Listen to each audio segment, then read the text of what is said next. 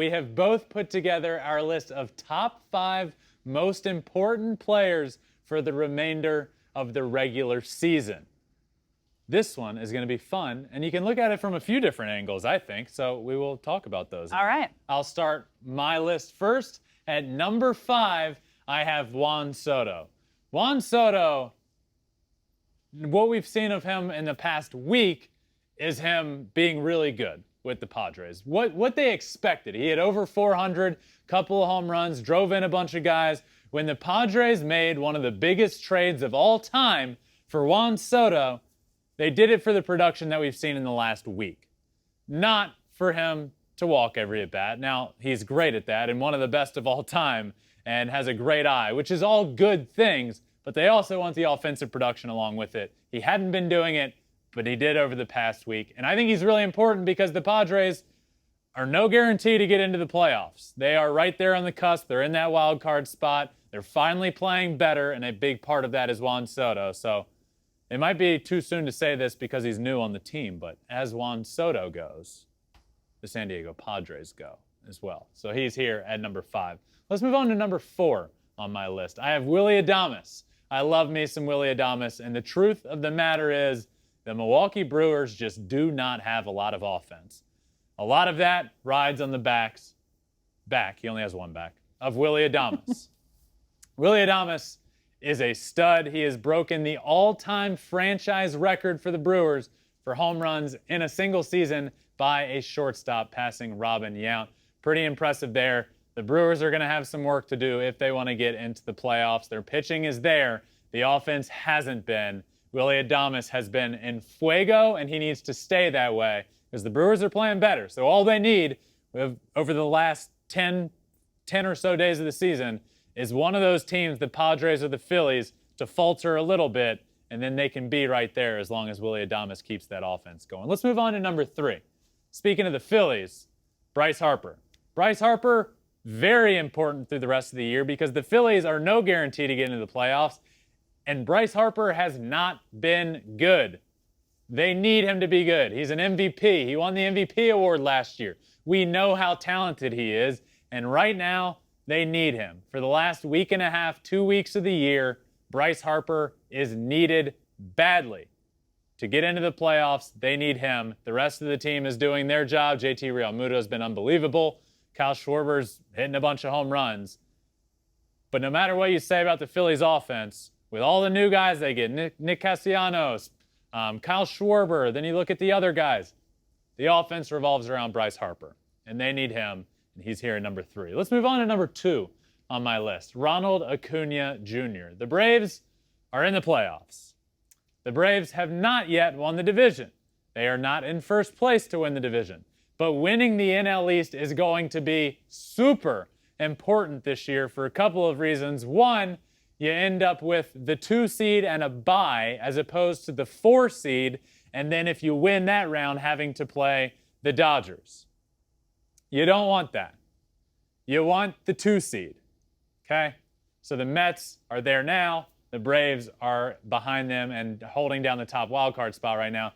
For the Braves to turn it around, not turn it around, they've been playing great. But Ronald ACUñA hasn't been having a Ronald ACUñA-esque year this year. This guy is an MVP candidate, perennial MVP candidate, and he will be for a long time to come. But he's coming off of that gruesome injury.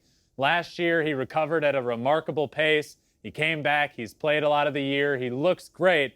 But offensively, it's not what we're used to from Ronald ACUñA. So over the last couple of weeks of the year, the Braves, Ronald ACUñA is super important to them if they want to grab the NL East title again this year. Let's move on to my number 1 spot on my list, Aaron Judge. Why?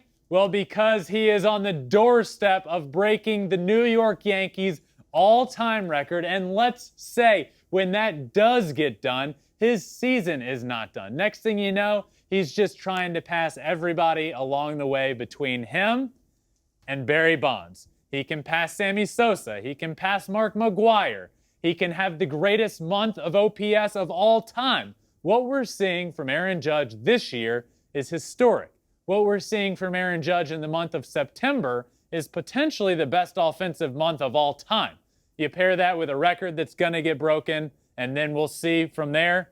To me, Aaron Judge is the most important player for us to keep an eye on in September and the beginning of October, because this is historic, and appreciate it while you have it. So I have Juan Soto, Willy Adames, Bryce Harper, Ronald Acuña Jr., and Aaron Judge round out my list. Very interesting. What? We have two. Two of the same? We have two of the same, and Okay. that's it. I'm curious. Really? Yeah. I'm excited to see which two. Okay. Well, let's start with number 5.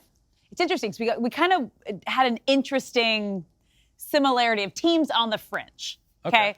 So the Braves, as you mentioned, they're fighting. They're fighting to get that top spot. They're fighting. This is going to come down. This is so exciting. So my player, Michael Harris, the second, as you guys all see here. Now, he has been the difference maker on this team. He is having an incredible season, and he leads the team with a .306 batting average. And sometimes that young rookie spark is like what a team needs to take them to that next level. Now, you mentioned in yours, Ronald Acuña Jr., he has not been playing well. He has been sitting the last couple of games. So when you don't have your main guy up there, sometimes you need a little bit of that magic and someone to come in, pick it up.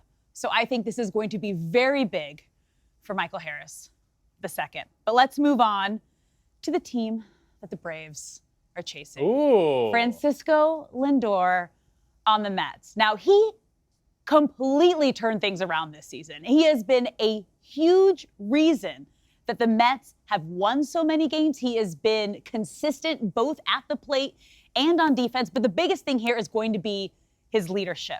The Mets are a very veteran team with not as much playoff experience as you think. He's been there before. His leadership on the team is going to be huge, both on the field and in the clubhouse. So he, I think, is going to be a big difference maker. Just keep doing what he's doing. Moving on to number 3, we have the same guy at number 3. Oh, in the same spot. In the same spot. Bryce Harper, same reason. He is an MVP caliber player, and he has not been playing at that MVP level since coming off the IL. It's never easy to get injured midseason and come back and get right back to that midseason, end of season form, but they need him to be. If they want to continue and hold on to that wild card spot, they need Bryce Harper to show up and do what we all know he is capable of doing. All right, moving on to number 2, Alek Manoah. Ooh, I like this. He has gotten better and stronger with every single outing this season. And as we know, once you get to the postseason, the most important thing is going to be pitching. Yes. And he has shown, especially if you improve throughout the season, you're getting stronger, this is going to be your guy. They have a dependable guy going in there. He is the only pitcher in top 5 ERA for the American League to pitch at least 175 innings as well. He's 3rd in the American League with a 2.31 ERA. He also, this is big one, runs allowed per game, 1.83 averages. Oh. So he's getting the job done. He's not allowing a lot of runs, and they're going to need him. They're just going to need him to show up down the stretch. Okay.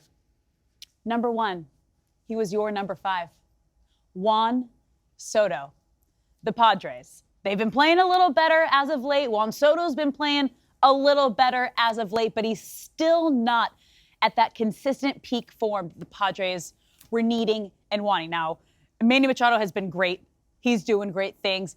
If Juan Soto can get to where we know he can be, it's what the Padres need, especially since they are playing the Dodgers this week, starting tonight. They are 4-12 against the Dodgers this season and outscored 100-41.